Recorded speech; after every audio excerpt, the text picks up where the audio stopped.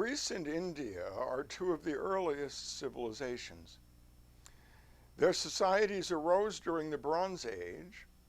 In the early Iron Age, after 1000 BC or so, philosophical thought began to be recorded in these two cultures and no place else. The Greeks and the Indians have traditionally been regarded as very separate and even opposed societies, like the East and the West in general. These two cultures have been held out as exemplars of one of the principal divisions that has split the world into warring camps for thousands of years, the opposition between the spirit of the East and the spirit of the West. It has been accepted as a given that the streams of thought in Greece and India originally and eternally contradicted each other. Greek thought supposedly being rational, in contrast to the irrational superstition of Indian thought. However, there is overwhelming evidence that challenges this polarized view of the ancient world. In fact, the evidence shows that philosophical thought in Greece and India developed through constant and fruitful interaction with one another. Each of them had significant influences on the other over the centuries. We will compare the different schools of thought and philosophers of these ancient times to show the parallel progress of Greece and India and the role of their interactions.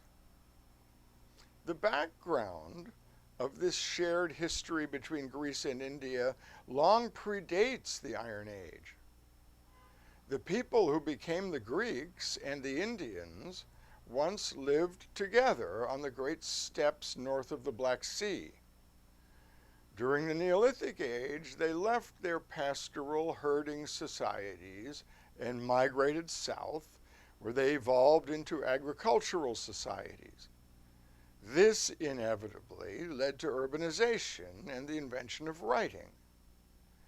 As these peoples wandered apart from one another, their languages grew to differ. Yet both ancient Greek and ancient Indian civilizations were Indo-European cultures. The two traditions that composed philosophy spoke Indo-European languages, Greek on the one side, Sanskrit on the other. Each language had similar constructions that shaped their conception of the world and their philosophy. There is strong archaeological and historical evidence of contact between Greeks and Indians. In the Persian Empire in the late 6th century BC, educated Greeks learned about Upanishadic, Jain, and Buddhist thought from the Indians with whom they had contact at the Persian court. The influence at that time was primarily from east to west, from India into Greece, by way of the Persian Empire. This connection explains the Indian influence found in a good deal of pre-Socratic thought. This is extraordinary because the pre-Socratic philosophers are at the very pinnacle of the cultural hierarchy of the history of the Western world. They have been long regarded as the founders of systematic thought and the beginnings of philosophy. The west to east flow of information, in turn, begins in a 400 to 500 year period somewhat later. Alexander the Great left Indo-Greek colonies in northwest India and the area of present-day Afghanistan. There, Greek kings lived in Buddhist communities in India during the Euthydemed dynasties.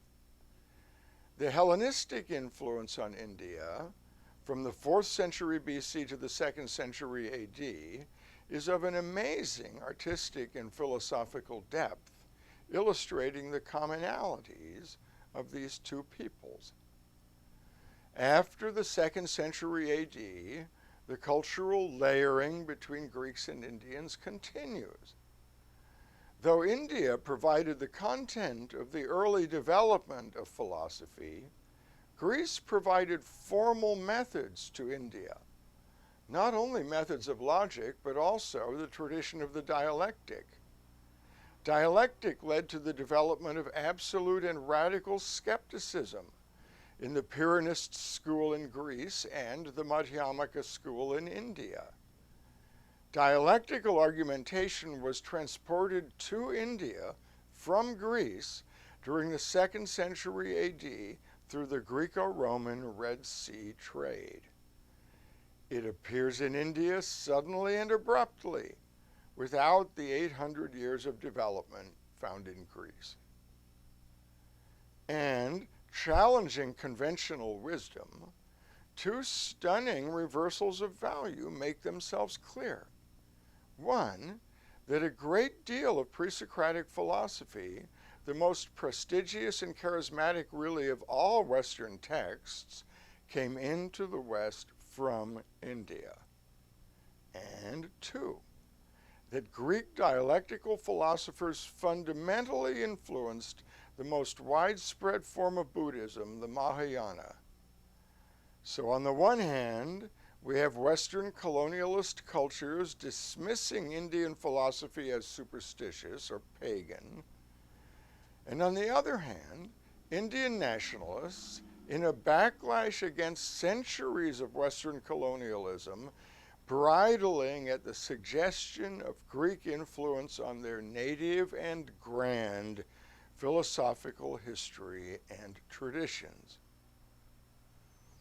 After spending more than 30 years exploring this puzzle of history, I am convinced of a common history and a shared spiritual tradition in both East and West.